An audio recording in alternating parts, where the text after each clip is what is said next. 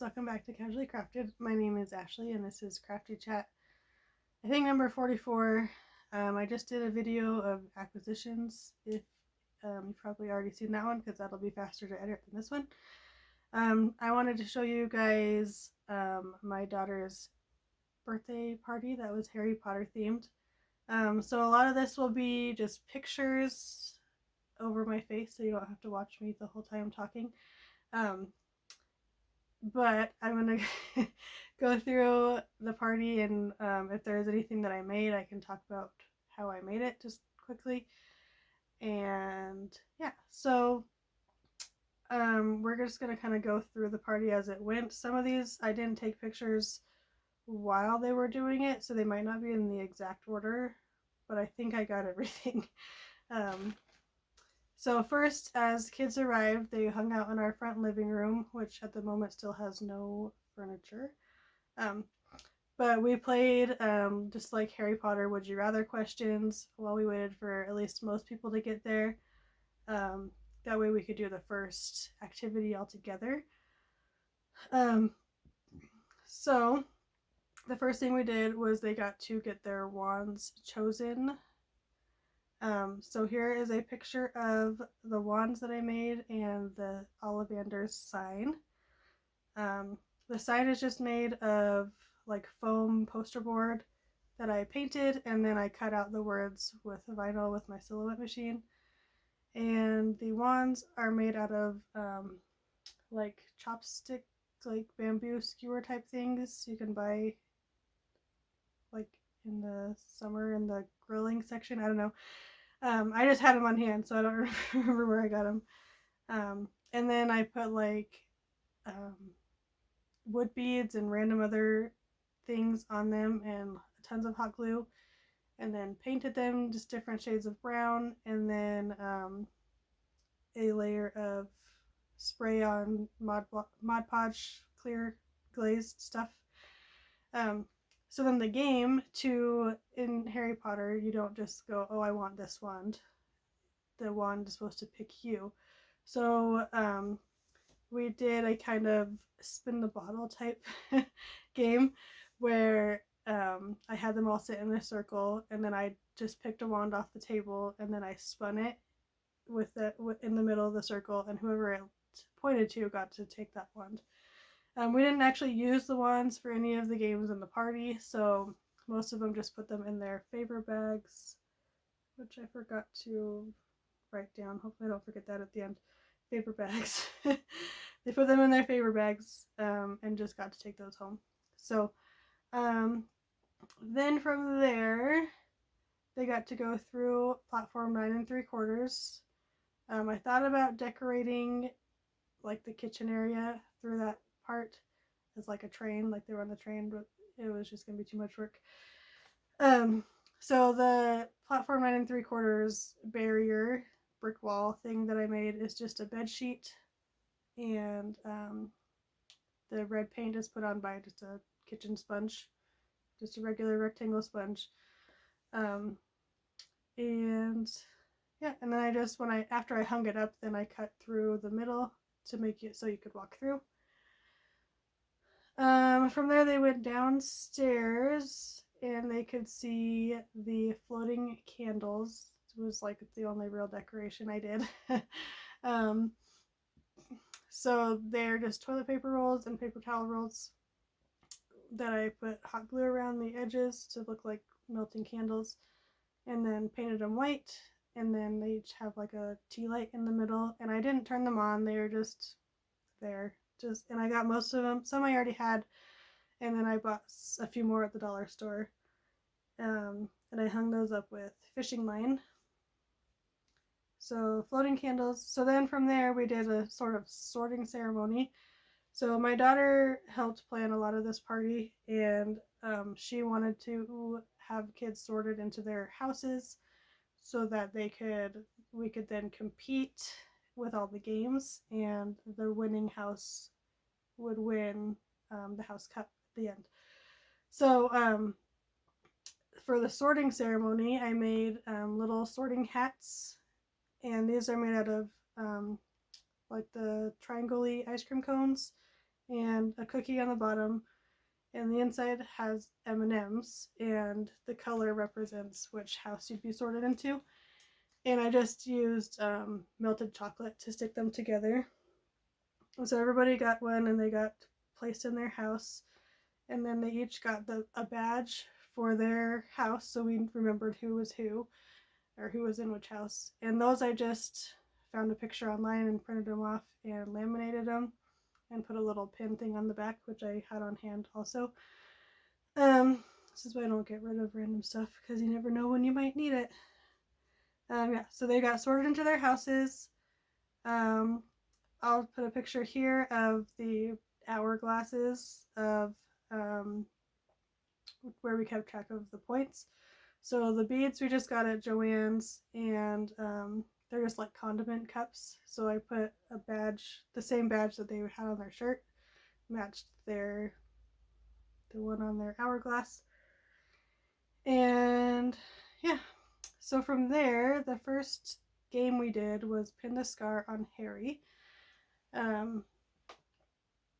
I will post any links in the description box to where I got all the ideas, and if I use anybody's like actual printables, I'll post those too. This one I used somebody's idea, but I think I created it mostly myself.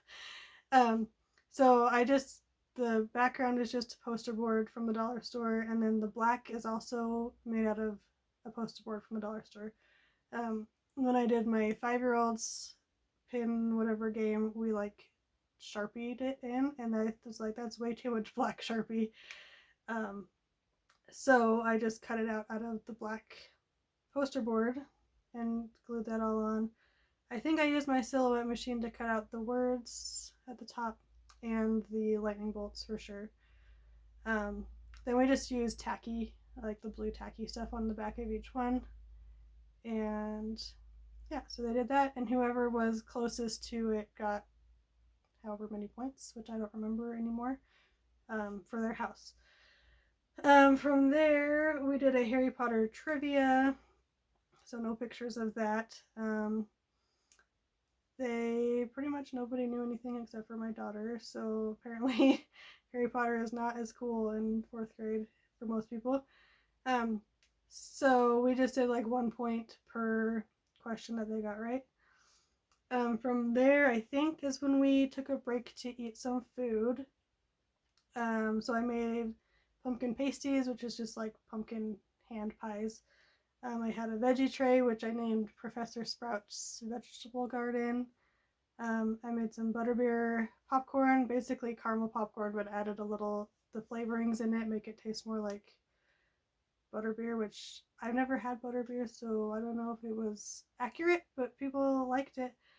The crackers and meat and cheese, I named like Elder Wand, or not, the Deathly Hallows, so the Elder Wands and the Resurrection Stone and the Invisibility Cloak, because Maddie really wanted those things included, and that's all I could come up with.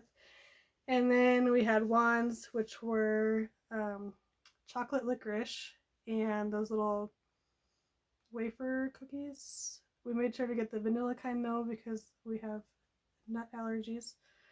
Even though I like the hazelnut ones, but we got the vanilla ones. Yeah, so they got to just eat for a little bit. Oh, and their drinks were either Sprite or water, but I put food coloring in the bottom of their cup, and so it was like a surprise. It was like a magic potion, I guess, of what they were drinking. So after that, we played a like relay race type game, and this one, the original like thought was from my daughter. So in I think the second book, Ron tries to curse Malfoy with a slug eating curse, and it backfires because his wand is broken. So then he's throwing up slugs, right? So the idea was to have ice be slugs. So we came up with like a relay race where they had to run down. This was outside we have like a cement like RV parking area, but we don't have an RV, so just a cement pad in our backyard. So they ran down to one side, used a spoon to scoop up a piece of ice in their mouth, and then they had to run back and spit it into this black flower pot, so kind of like a cauldron.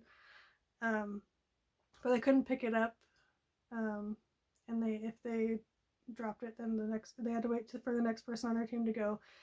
Anyway, so it was fun. I don't have any pictures. I took a video, but since it's other people's kids, I'm not going to post it probably.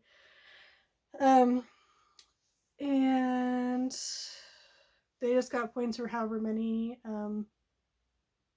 slugs, pieces of ice made it into their pot. So from there, we made potions, which was just basically sand art.